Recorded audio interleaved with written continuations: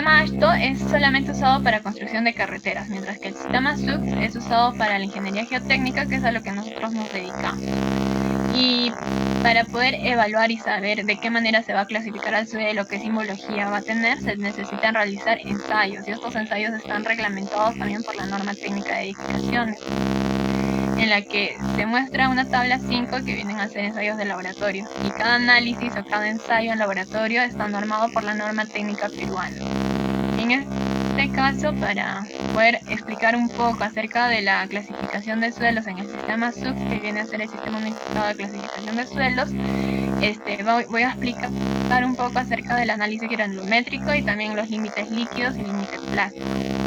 Aparte de eso, también se tiene en consideración otro límite que viene a ser el límite de contracción, y que también está reglamentado, ¿no? Acá en esta tabla se puede observar cada norma que va a pertenecer a cada ensayo de laboratorio. Entonces, para empezar, como dije, ¿no? Ambos sistemas utilizan los resultados del análisis granulométrico y los análisis del límite líquido y del límite plástico. Vienen a ser estos dos. Y estos están dados por los límites de Attenborough, que se va a presentar también en una carta de plasticidad presentada por él. Y para poder definir a qué se refieren estos límites, vienen a ser los contenidos de humedad en los 4 estados del suelo, y solamente se va a analizar para suelos de grano fino. Entonces, por ejemplo, acá tenemos un estado sólido, un estado semisólido, un estado plástico y un estado semilíquido. El límite de retracción viene a ser el contenido de humedad entre el estado sólido y el estado semisólido, mientras que el límite plástico viene a ser el contenido de humedad entre el estado semisólido al estado plástico, y el límite líquido viene a ser el contenido de humedad entre el estado plástico y el estado semilíquido. Entonces acá tenemos acerca del límite líquido denotado por LL. Acá viene a ser una explicación breve acerca del ensayo. Para realizar un ensayo en el límite líquido, o para determinar el límite líquido, necesitamos realizar el ensayo en una cuchara que viene a ser este dispositivo, que es conocido como la cuchara de Casagrande, y es el dispositivo que se usa para este ensayo, el cual debe estar también debidamente reglamentado, ¿no? Por ejemplo, y calibrado. Por ejemplo, desde la base de la cuchara a la base a esta parte del dispositivo tiene que tener una medida de 1 centímetro. Aparte, también se necesita tener este otro dispositivo que vemos acá, este de acá, que va a tener que tener las medidas adecuadas para después que se haya puesto el material en la cuchara, se pueda tener un espaciamiento. O sea, si usamos este dispositivo en la cuchara de Casagrande, se pueda tener un dispositivo de estas medidas, ¿no? De arriba que tenga un espaciamiento de 11 milímetros y abajo de 2 milímetros, mientras que el espesor del material que se va a ensayar tiene que ser de 8 milímetros. Entonces, si vemos de una vista en corte a la cuchara, vamos a tener de esta forma para empezar, y esta forma para una vista en planta. Entonces, el ensayo consiste en realizar golpes. Se van a realizar golpes mediante esta manija que vemos acá del dispositivo, pero estos golpes van a ser de 15 a 35, y para lo cual también este contenido de suelo debe tener un determinado contenido de humedad, el cual se va a determinar para el límite líquido. O sea, después de realizar el ensayo, se va a tener el peso del suelo húmedo, que viene a ser esto de acá. Y después de realizar el ensayo, después que se haya hecho el ensayo, este suelo se va a llevar al horno y se va a secar por un determinado tiempo y una determinada temperatura, y luego se va a tener el suelo seco. Entonces, con estos parámetros voy a poder hallar cuál va a ser la humedad contenida en cada muestra, ¿no? Acá, por ejemplo, tenemos un resultado de varios ensayos. Acá se tienen 4 ensayos en los que se ha determinado la misma forma, ¿no?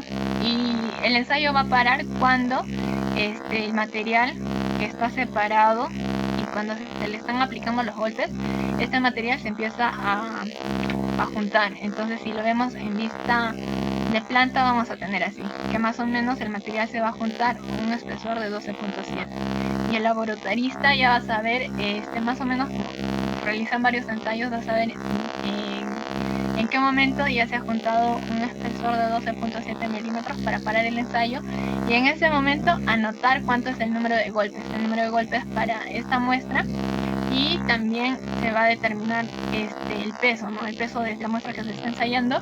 Después de realizar el ensayo se va a tener el peso húmedo, y después de que se ha secado se va a tener el peso seco. Entonces con esto se puede determinar el peso del agua para una determinada cantidad de golpes. Entonces finalmente se va a tener una gráfica en la que se va a relacionar el número de golpes con el contenido de humedad. Y por ejemplo, acá se han realizado 4 ensayos, y por eso acá se tienen 4 puntos en esta tabla. Y cuando juntamos estos puntos de manera o en una regresión lineal, vamos a tener una recta. Y con esta recta, al entrar a la tabla con un número de golpes 25, entramos a la tabla y vamos a obtener un límite líquido, ¿no? En este caso, en este ejemplo, se tiene un límite líquido de 42. Y el límite líquido viene a ser el contenido de humedad en porcentaje. Entonces acá vamos a tener, en este ejemplo, el límite líquido de 42%. En cambio, para el límite plástico, vamos a usar igual, se va a ensayar el mismo material que para el límite líquido porque estamos analizando el mismo suelo, pero en este caso se va a una consideración que se debe tener para el límite plástico es que tenga un poco más de humedad a comparación del límite líquido. Entonces acá se va a realizar mediante en una mesa que esté fina y que esté seca para poder realizar este ensayo, ¿no?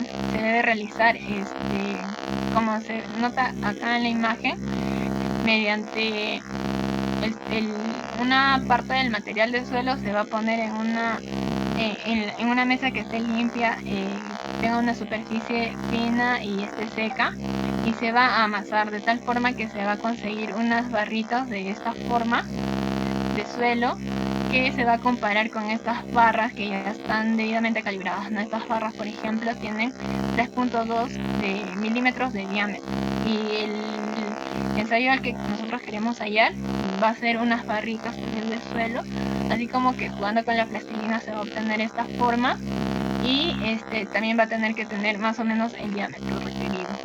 El ensayo va a parar cuando se note que estas barritas de suelo tenga unas fisuras más o menos, en lo que nos va a demostrar que el contenido de humedad, luego se va a medir el contenido de humedad, ¿no? Cuando ya se tenga estas fisuritas en la barrita que se está ensayando, se va a guardar en una cápsula. Entonces justamente en este momento, cuando ya hemos realizado el ensayo y lo estamos guardando en una cápsula, este suelo tiene un contenido de humedad, por lo cual se va a llevar a pesar y se va a tener el peso del suelo húmedo.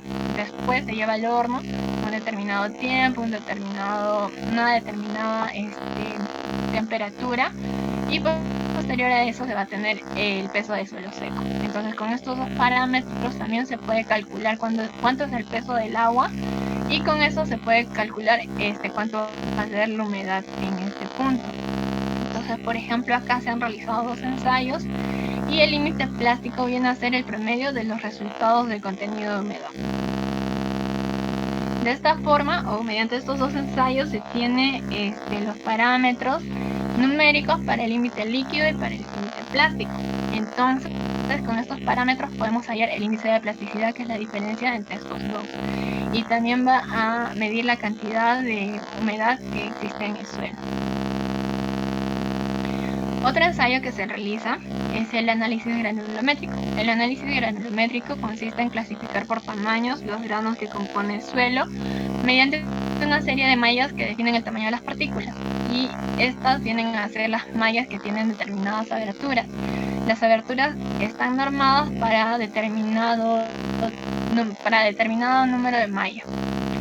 Y el resultado que se va a obtener de este análisis granulométrico se representa en una curva semilogarítmica que va a relacionar el tamaño de las partículas que está en este eje X y el porcentaje que pasa en el eje Y. Y por ejemplo, acá tenemos una serie de curvas que nos va a dar una clasificación del suelo, una característica de todo el suelo que se está ensayando.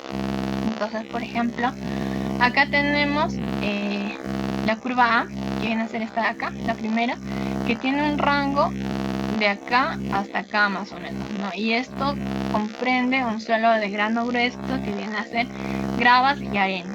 Esto es más de la malla número 200, para la izquierda. En cambio, para la curva B, que viene a ser esta de acá, viene a ser un suelo bien graduado, con una amplia variedad de tamaños en sus partículas, porque vemos que contempla casi todos los tamaños de las partículas. En cambio, en la curva número C, viene denotada por un suelo de grano grueso con una reducida variedad de tamaños en sus partículas, porque también el intervalo en el que se da esta curva es muy pequeño. En cambio, para la curva número D, que viene a ser otro resultado, viene a ser un suelo de gradación hueca, porque como podemos observar acá tiene un salto, no es como que continuo. Para la curva número E, que es última que se ve acá, es un suelo compuesto de partículas finas y limas, porque justamente en este punto, a partir de la malla número 200 para la derecha, se contemplan para suelos de grano fino que vienen a ser limos y arcillas. Acá tenemos una imagen de un tamizador de laboratorio en el que se tienen todos los tamices. Entonces esto se va a ensayar por 15 minutos y finalmente se va a tener todos los resultados en una tabla como esta, en la que se puede relacionar el número de malla con la abertura. Como dije, cada número de malla tiene una abertura, un tamaño de abertura ya reglamentado por la ASTM. Por ejemplo, para la malla de 3 pulgadas, el número de abertura es de 76.2 milímetros. Mientras que para la malla número 200, la abertura es de 0.075 milímetros. Y cuando se tiene todo el material que se va a ensayar, se conoce todo el peso, ¿no? Antes de tamizarlo, por decirlo así, se va a poder pesar todo ese material y se tiene un peso total. Entonces, con el peso total y luego se ensaya, vamos a tener los pesos parciales en cada malla. De acuerdo a los pesos parciales en cada malla y teniendo ya el peso total, se va a poder calcular cuánto es el porcentaje acumulado o el porcentaje retenido en cada malla, ¿no? Y con eso podemos calcular cuál va a ser el porcentaje acumulado que pasa de acuerdo a cada número de malla. Finalmente, todo el resultado que vamos a tener viene representado por esta curva semilogarítmica que va a relacionar el tamaño de las partículas en milímetro con el porcentaje que pasa. Y también para poder clasificar al suelo, ¿no? Si es bien graduado o mal graduado, se tiene que complementar todo este análisis con los coeficientes de uniformidad y el coeficiente de curvatura. Entonces, por ejemplo, si vemos este cuadrito de resumen, nos dice que si de 1 a 3, si el coeficiente de curvatura se encuentra en este intervalo de 1 a 3, significa que el suelo es bien graduado. Mientras que si el coeficiente de uniformidad es mayor a 4, hablamos de una grava bien graduada. Y si el coeficiente de uniformidad es mayor a 6, hablamos de una arena bien graduada. Entonces, para poder desarrollar o para saber qué parámetros tengo que usar para calcular cuánto es el coeficiente de uniformidad y el coeficiente de curvatura, voy acá y veo estas fórmulas que se tienen, ¿no? Para el coeficiente de uniformidad va a relacionar el diámetro cuando el porcentaje que pasa es el 60% y el diámetro cuando el porcentaje que pasa es el 10%. O sea, si volvemos a la gráfica en la que se da el resultado de la prueba semilogarítmica, podemos ver en qué diámetro está pasando el 60%. Por ejemplo, acá, el 60% del material, ¿no? Y acá, en qué diámetro está pasando el 10% del material. Entonces, esto es lo que se va a relacionar para el coeficiente de uniformidad. Y cuanto más uniforme es el suelo, más uniforme es el tamaño de sus huecos y más difícil es su compactación.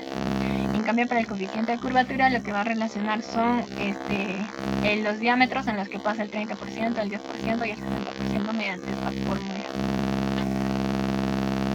Y bueno, acá tenemos como resumen un resultado de una curva semilogarítmica en la que a partir de la malla 200, que viene a ser esta, que en medida sería 0.075, a partir de esta malla número 200 al lado izquierdo vamos a tener los suelos de grano grueso que están comprendidos por las gravas y arena. En cambio, para el lado derecho vamos a tener los suelos de grano fino que están contenidos por limos y arcillas. Y acá también tenemos unos intervalos para grados. Por ejemplo, para límites de mayor tamaño a 4.75 milímetros son grados. Para arenas se tiene un intervalo de 4.75 a 0.075 milímetros de tamaño. 0.075 viene a ser la malla número 200. Y para limos y arcillas, el tamaño de los granos viene a ser menor a 0.075. Y de acuerdo también a los bolones que se encuentran en el suelo o en el material que se está analizando, se va a saber los tipos de graduación. Por ejemplo, acá tenemos unos bolones que tienen diámetros de más grandes a los más chiquitos y es continuo, o sea que va disminuyendo de tamaño o va aumentando, ¿no? Pero esta diferencia de tamaño se da de manera continua. Entonces para esto se tiene un suelo bien graduado. En cambio, este otro ejemplo viene dado por bolones en los que la grava o los bolones son de tamaños iguales. Los diámetros de los bolones tienen casi los mismos diámetros, o sea, los diámetros son uniformes en este caso. Entonces, acá se tiene un suelo mal graduado porque solo existe un mismo diámetro, un mismo tamaño de los granos. Por último, tenemos un material en el que contempla bolones de diámetros mayores y luego diámetros muy pequeños. O sea, acá podemos ver que el tamaño de los bolones va disminuyendo, ¿no? Pero no es constante, porque acá no hay unos bolones que pueda relacionar a medida que van disminuyendo los diámetros. Entonces es una gradación discontinua, por lo que se tiene un suelo con graduación discontinua. Finalmente, para poder clasificar a los suelos tenemos que tener en cuenta dos letras, ¿no? Un prefijo y un sufijo que va a dar simbología a cada tipo de suelo. Por ejemplo, vamos a analizar primero la primera letra que viene a ser el prefijo para cada tipo de suelo. Entonces acá también vamos a dividirlo entre dos para suelos de grano grueso y para suelos de grano fino. Los suelos de grano grueso están comprendidos por gravas y arenas, y las gravas están denotadas por G, mientras que las arenas están denotadas por S. Y para los suelos de grano fino tenemos al limo. El limo está denotado por una simbología M y las arcillas están denotadas por una simbología C. Aparte también encontramos suelos orgánicos, y cuando hablamos de suelos orgánicos simplemente se va a denotar por una simbología O. Aparte tenemos la segunda letra que vienen a ser los sufijos de cada simbología, y esto también lo vamos a dividir de acuerdo a la plasticidad y de acuerdo a la graduación. Entonces, como expliqué anteriormente, para saber si es bien graduado o mal graduado, necesitamos conocer el coeficiente de uniformidad y el coeficiente de curvatura. Mientras que para definir la plasticidad del suelo, esto solamente se va a dar para suelos de grano fino, necesitamos conocer los límites líquidos, el límite plástico y el índice de plasticidad, que se relacionan mediante esta forma. Entonces, acá, por ejemplo, si es de alta plasticidad, vamos a denotarlo por H, que significa high en inglés, de alto. Y baja plasticidad lo vamos a denotar por L, que viene a ser low en inglés. Mientras que si hablamos para la graduación, vamos a denotar un suelo bien graduado con W, que viene a ser well, y mal graduado con P, que viene a ser poor, o también se conoce como pobremente graduado, ¿no? Y para abundar un poco más acerca de la plasticidad, vamos a analizar el límite líquido. Si el límite líquido es menor a 50%, va a ser baja plasticidad denotado por L. Y si el límite líquido es mayor al 50% o al 50%, porque los límites son en porcentaje, es denotado por H de high, de alta plasticidad. Entonces, para poder definir a los suelos de grano grueso, de grano fino, que vienen a ser limos y arcillas, vamos a analizar la carta de plasticidad determinada por Attenberg. Entonces acá tenemos un cuadro en el que se detalla todo el tipo de suelo, ya sea limo o arcilla, orgánico o inorgánico, según Attenberg. Entonces lo que acá tenemos que ver es básicamente esta línea A, que viene dada por esta fórmula, que ya conocemos el límite líquido, podemos conocer el límite de plasticidad y calcular o graficar esta recta. Luego tenemos esta otra recta que justamente se da en 50, en el que se va a separar, ¿no? Porque si hablamos de suelos que tienen un límite líquido mayor a 50, estamos hablando de suelos de alta plasticidad. Y alta plasticidad está denotada por una nomenclatura, una simbología H. En cambio, si analizamos a partir de esta recta vertical en 50 del límite líquido para la izquierda, estamos viendo a suelos de baja plasticidad. Acá es baja plasticidad. Y la baja plasticidad está denotada por una simbología L, denotada por low. Entonces, los suelos a partir de esta recta, ¿no? Para la derecha van a ser de alta plasticidad, mientras que para la izquierda van a ser de baja plasticidad. Ahora, si analizamos esta recta, la línea A, esta de acá, también vamos a tener que para suelos que están bajo esta recta vienen a ser solamente limos. Y esto es lo que vemos acá. Acá vemos limos inorgánicos. Mientras que los suelos que se encuentran arriba de esta recta vienen a ser arcillas. Acá vemos a las arcillas. Entonces, también de acuerdo al cuadro anterior que expliqué, las arcillas están denotadas por una simbología C, mientras que los limos están denotados por una simbología M. Entonces, si por ejemplo nos ubicamos de acuerdo a esta recta al lado derecho, ¿qué vamos a tener? Vamos a tener arcillas de baja plasticidad. Entonces van a estar denotadas por C y por L. Es por eso que acá tenemos estas denominaciones, ¿no? CL, CL. Y también se dan a los suelos orgánicos de la misma forma, de baja plasticidad. Y de la misma forma para los suelos que se encuentran al lado derecho de esta recta, ¿no? Denominada desde el límite 50. Entonces al lado derecho vamos a tener a suelos de alta plasticidad denominados por H, pero si están debajo de la recta van a ser limos, y los limos están denotados por M. Entonces vamos a ver suelos con estas dos simbologías, y es lo que vemos acá. Acá tenemos MH y acá también tenemos ML. Cuando se encuentra a la izquierda de la recta vertical, son arcillas. Y bueno, de acuerdo a esta carta de plasticidad podemos también graficar o darle simbología a cada tipo de suelo para grano fino, y de acuerdo a la plasticidad también. Entonces finalmente tenemos este cuadro en el que va a resumir todo el sistema unificado de clasificación de suelos, denotado por el sistema SUX. Vamos a analizar de acuerdo acá para suelos de grano grueso y para suelos de grano fino.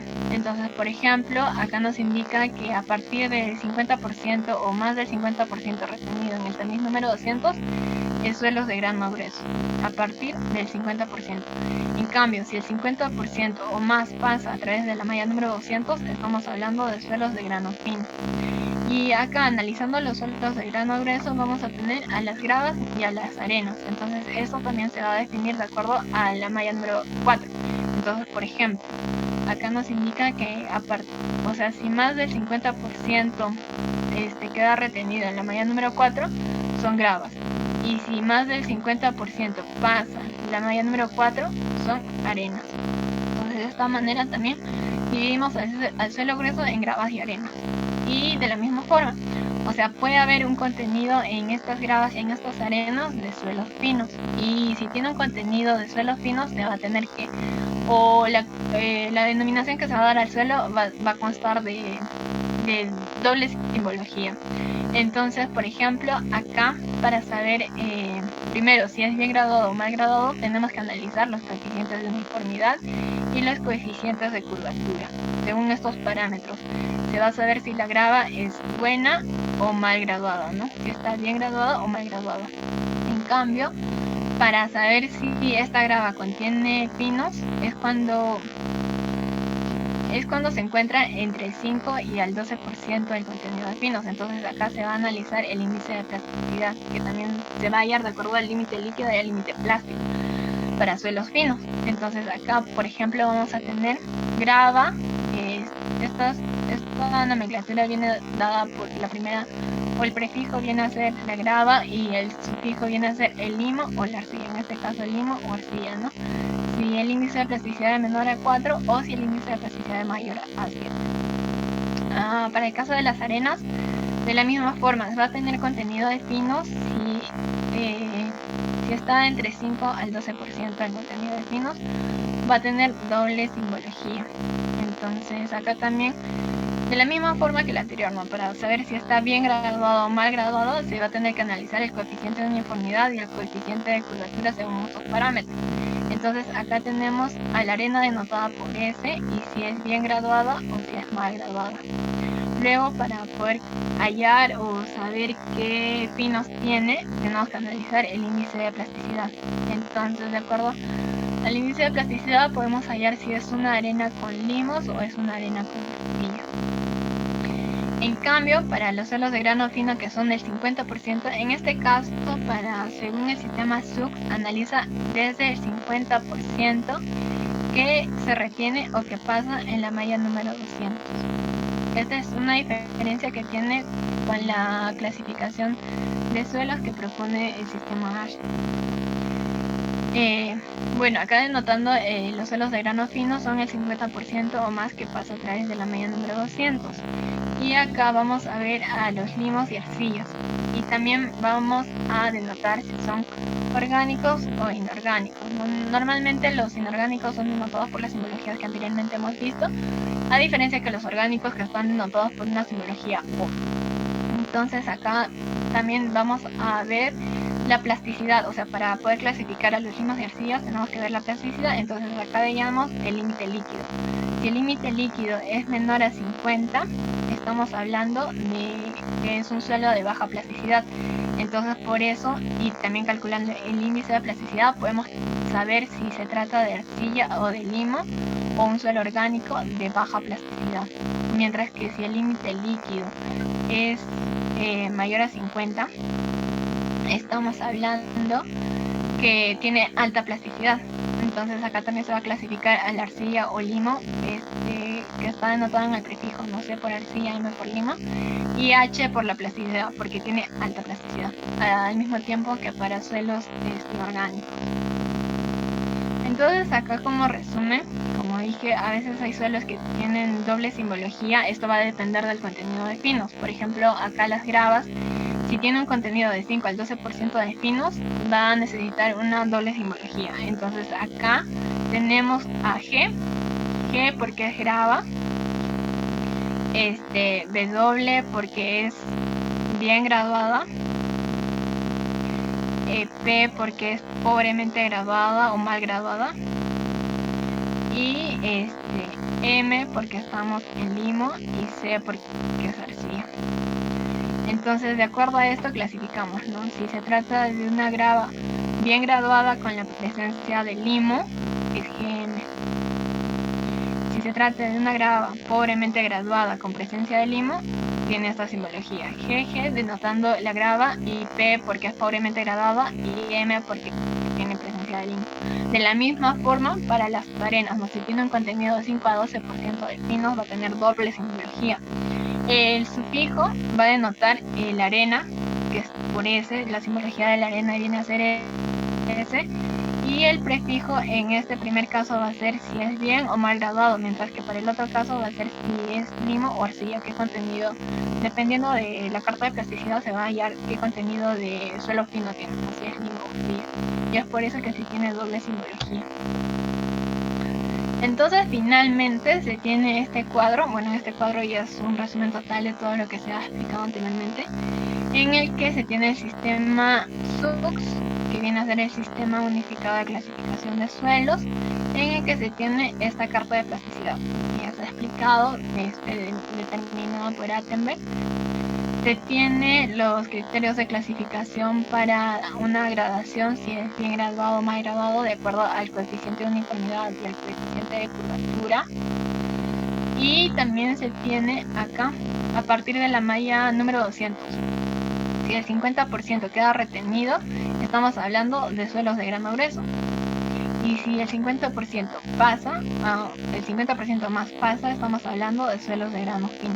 Cuando hablamos de suelos de grano fino, también tenemos que tener en cuenta otros tipos de ensayos, que vienen a ser la resistencia en estado seco, la dilatación y la tenacidad. Estos ensayos se dan en laboratorio también y nos sirven para clasificar de manera más específica a los suelos de grano fino.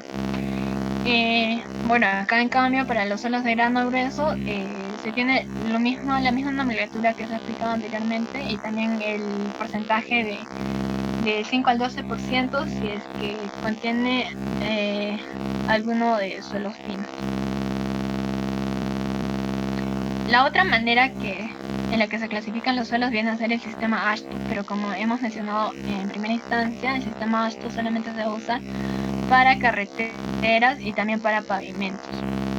Entonces, esta clasificación, a diferencia del sistema SUX, que se veía el 50% que paso se retiene en la malla número 200, el 50% que se retiene vienen a ser suelos de grano grueso, mientras que el 50% más que pasa vienen a ser suelos de grano fino. En este caso, para el AASHTO no se usa el 50%, sino se usa el 35%. Y de esta manera se van a clasificar a los suelos de grano grueso y a los suelos de grano fino. Entonces, acá también se tiene unos grupos que están denotados de esta forma, de A1, A2, A3 para suelos de grano grueso, y A4, A5, A6, A7 para suelos de grano fino. Y también se tiene una tabla, acá podemos observar la tabla, en la que se va a determinar de acuerdo, como dije, no, si se retiene el 35%, es por eso que acá se tiene como máximo el 35%. Y también va a depender de los límites líquidos, el índice de plasticidad que vemos acá en la tabla para poder clasificar en estos grupos al suelo, y también de un índice de grupo que contiene una fórmula más extensa. También se tiene una gráfica parecida a la carta de plasticidad, en el que se va a relacionar el límite líquido con el índice de plasticidad, y mediante esta gráfica se va a poder clasificar en grupos al tipo de suelo que se está analizando. Entonces acá, por ejemplo, se tienen los grupos de acuerdo a los suelos de grano fino y también de la plasticidad, no sé si se trata de alta plasticidad o de baja plasticidad. De la misma forma como vimos anteriormente para el sistema unificado. Pero básicamente esto se usa solamente para fines de carreteras o de pavimentos, por lo que nosotros no nos enfatizamos mucho en eso. Bueno, ahora voy a dar pase a mi compañera Evelyn Cerrón para que pueda explicar acerca de la caracterización del terreno. Evelyn. Sí, Diana, gracias. Buenas noches, mi nombre es Evelyn Cerrón y voy a hablarles acerca de la caracterización del suelo. Voy a compartirles mi pantalla.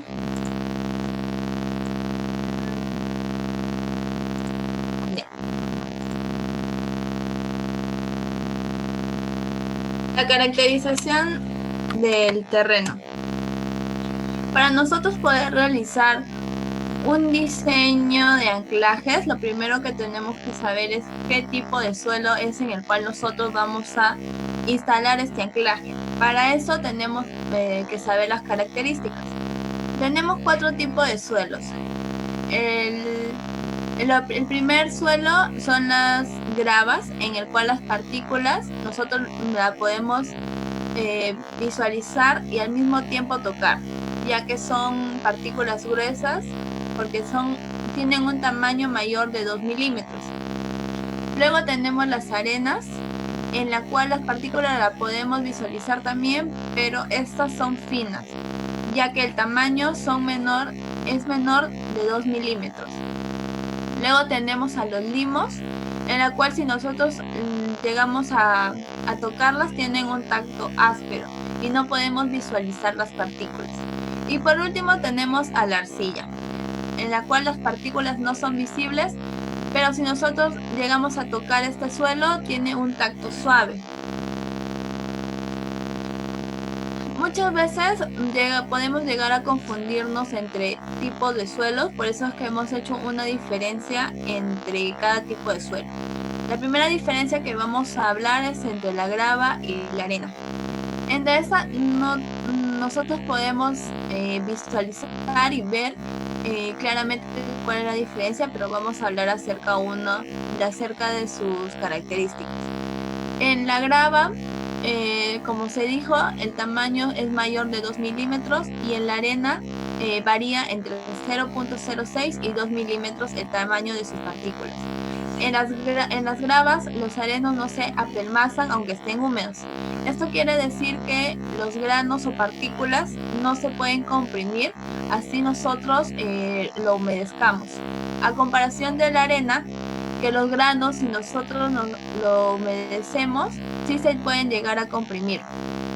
La grava, aun teniendo un gradiente hidráulico, produce un flujo turbulento. A comparación de la arena, no suele producir un flujo turbulento, aunque la gradiente hidráulica sea mayor a 1. Diferencia entre arena y limo.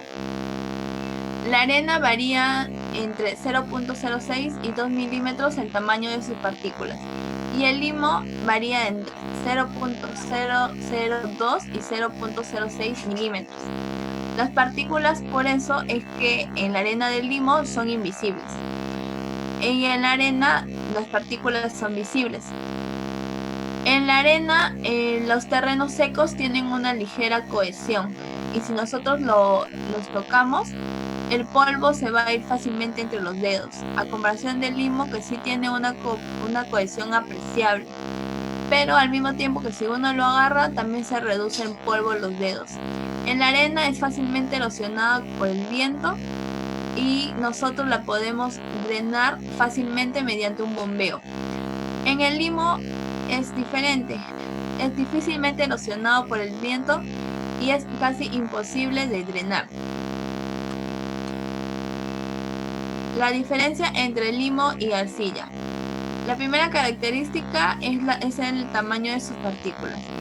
Las partículas en el limo, como se dijo, varían entre 0.002 y 0.06.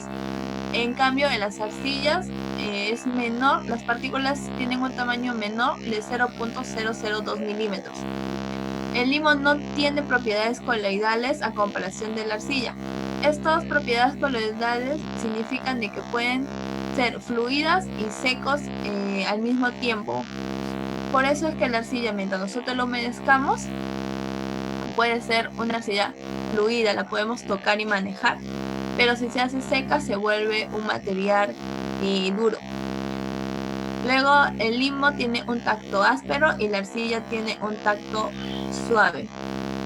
El limo no se pega en los dedos y se secan relativamente rápido, a comparación de la arcilla, que se pegan en los dedos y se secan lentamente. Ya, para nosotros poder definir los distintos tipos de perfiles de suelo que tenemos, vamos a encontrarlos en la norma E030 del diseño sismorresistente o en el código IBS del 2012. En esta nos indican que mediante 3 tipos de ensayos nosotros podemos saber cuáles son los perfiles de suelo. El primer ensayo que nosotros vamos a realizar para encontrar las velocidades promedio de las zonas de corte es el método MAS. Entonces, en esta nosotros vamos a encontrar la velocidad promedio de las zonas de corte, en el cual vemos la primera fórmula, como se observa acá, donde DI es el espesor de cada uno de los estratos que vamos a encontrar, y BSI, perdón, el que está abajo, BSI es la velocidad correspondiente de ondas de corte. Entonces BS sería la velocidad promedio de todos estos estratos. Luego el siguiente ensayo que se va a realizar para encontrar el ponderado es del SPT, en el cual el DI es el espesor de cada uno de los estratos y el N60 es el correspondiente valor corregido del SPT. Y por último vamos a encontrar el promedio ponderado de la resistencia al corte en condición no drenada, en el cual el DI se dijo que es el espesor de cada uno de los estratos y el SUI es la resistencia al corte en condición no drenada. El SPT se realiza en suelos granulares y la resistencia al corte se realiza en los suelos cohesivos. Vamos a hablar un poco de los ensayos que nosotros realizamos para encontrar estos promedios. El primer método que nosotros vamos a realizar es el método MAS. El método consiste en la interpretación de las ondas superficiales generadas por una fuente de energía, localizadas a distancias en puntos localizados a distancias X. Acá se tienen estos puntos en la cual nosotros le vamos a colocar unos geófonos y una persona a una distancia X va a realizar esta energía impulsiva, haciendo que esta energía bote ondas y así nosotros podamos verificar a cuántos metros sobre segundos está viajando estas ondas superficiales. El software, el sismógrafo va a estar unido a una laptop. En esa laptop vamos a tener un software para poder nosotros obtener los perfiles sísmicos, como se observa en esta imagen. El equipo que se utiliza para el método MAS es el sismógrafo, que como se dijo, va a estudiar las ondas que se está dando en ese momento. Luego van a estar los geófonos y estas van a estar unidos por un cable de refracción.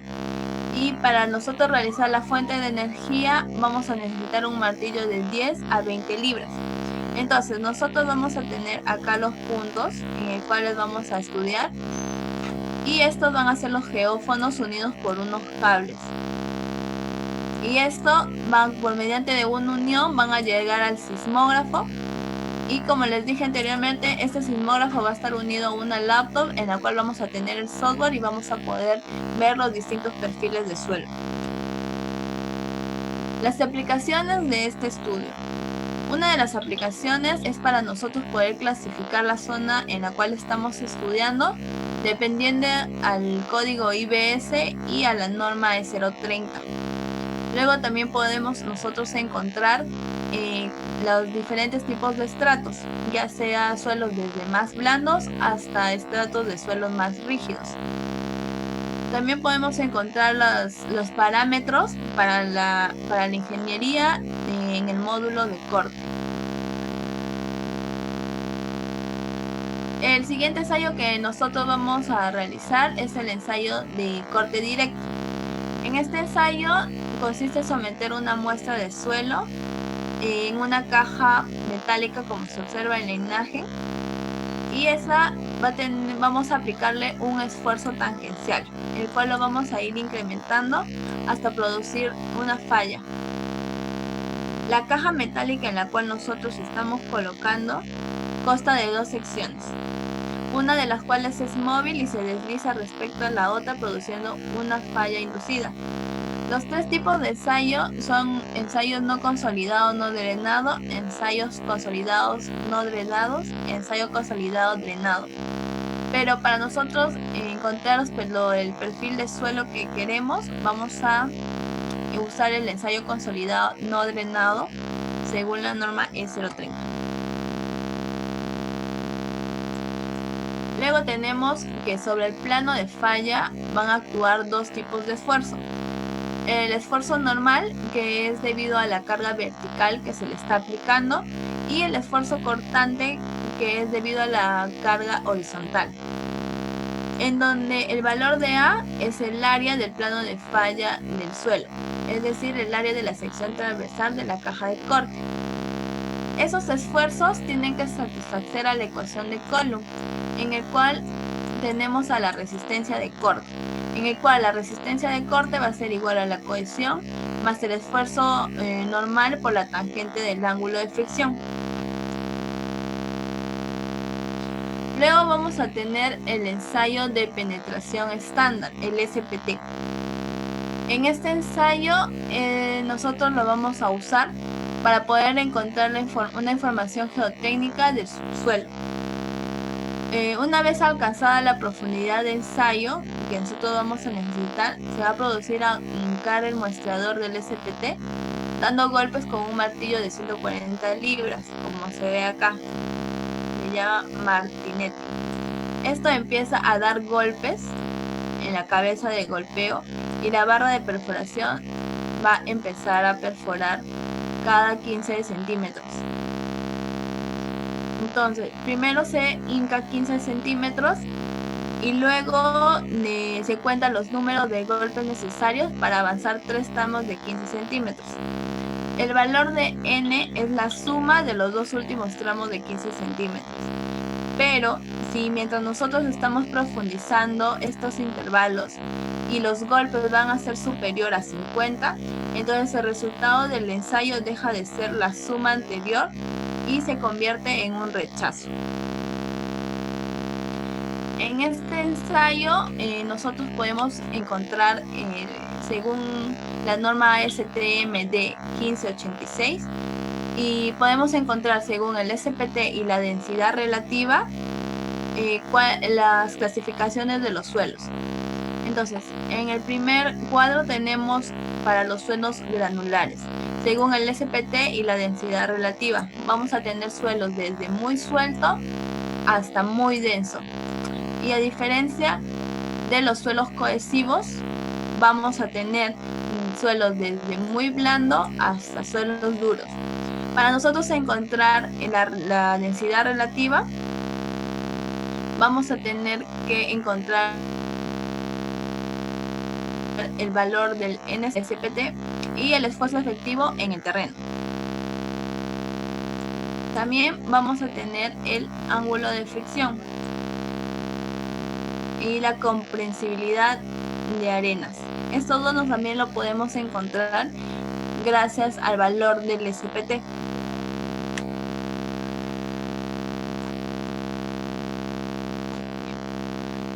Acá tenemos este cuadro según el código IBS 2012, en el cual vamos a tener los diferentes tipos de suelo, que van a ir desde roca muy dura, roca, suelo muy denso o roca blanda, suelo rígido y suelo blando.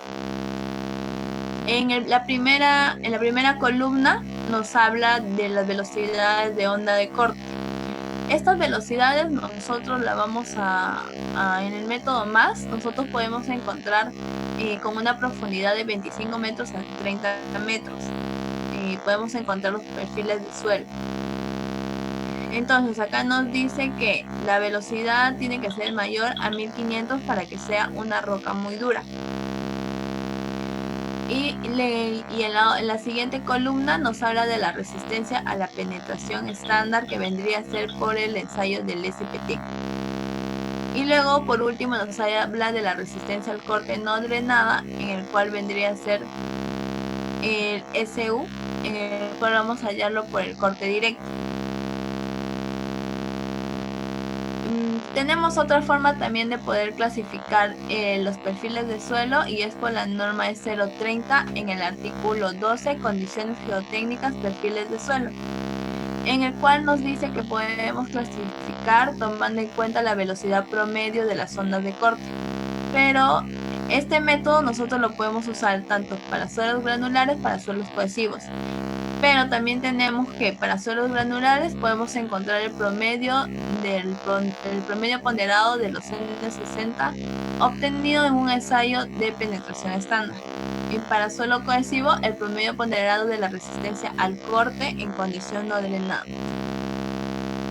Entonces acá nos van a especificar los valores que nos van a salir, y según los valores que nos van a salir nosotros ya podemos clasificar nuestros perfiles de suelo. El perfil número 1 es roca dura, en el cual nos dice que la velocidad de ondas de corte tiene que ser mayor a 1500. En el perfil de tipo S1 pueden ser rocas o suelos muy rígidos. Las velocidades van a estar entre 500 a 1500 metros sobre segundo. Y aparte vamos a poder saber que según el SPT vamos a tener arena muy densa o grava densa, en la cual el valor de N60 tiene que ser mayor a 50. Y arcilla muy compactada, siempre y cuando la resistencia al corte sea mayor que 100 kilopascales. Luego vamos a tener el siguiente perfil de tipo de suelo, en el cual son los suelos intermedios, y las velocidades van a variar entre 180 a 500 metros sobre segundo. Y si nosotros tenemos grava o arena, le vamos a llamar medianamente densa, si es que el valor de N60 va a variar entre 15 y 50. Y en un suelo cohesivo compactado, siempre y cuando la resistencia al corte sea entre 50 kilopascales y 100 kilopascales. Y el perfil tipo S3, que vendría a ser suelos blandos, cuando las velocidades sean menores de 180 metros sobre segundos. Y vamos a poder llamar arena media fina o grava arenosa, siempre y cuando los valores de N60 sean menores que 15. Y suelo cohesivo blanco con una resistencia al corte entre 25 y 50 kilopascales. Entonces, todas estas valores que nosotros estamos hablando lo tenemos resumidas en esta tabla. Esta tabla nosotros la podemos encontrar en la norma E030, así como las fórmulas que hemos visto al principio, y con eso nosotros podemos llegar a clasificar correctamente nuestros perfiles de suelo. Cuando ya se ha clasificado correctamente, estas van a venir incluidas en el estudio de suelo. Y por este estudio de suelo, nosotros, cuando nos llega a nosotros, vamos a poder, con este estudio de suelos y con estos perfiles de suelos, vamos a poder encontrar los parámetros. Y con estos parámetros nosotros vamos a poder diseñar los anclajes. Para la interpretación del estudio de mecánica de suelos, le voy a dar pase a mi compañera Daisy Álvarez.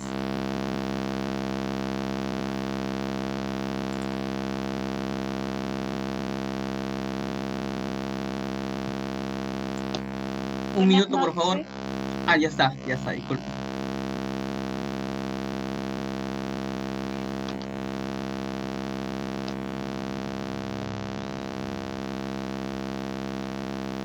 Buenas noches, mi nombre es Daisy Álvarez, formo parte del área de ingeniería de la empresa Batalla de Junín. Voy a continuar con la